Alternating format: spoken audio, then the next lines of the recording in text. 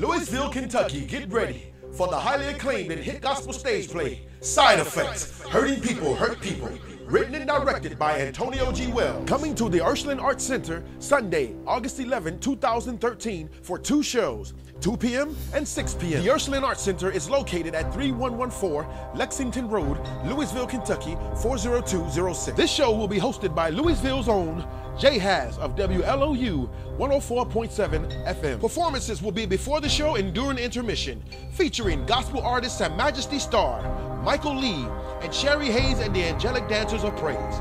This is an event you don't want to miss. Tickets are $20 in advance and $25 at the door. Group rates are also available. Purchase your tickets today at the Better Days Record Shop, West End, or contact the Ursuline Arts Center at 502-736-6514. We look forward to seeing you at the show. This is another A.G. Wells production.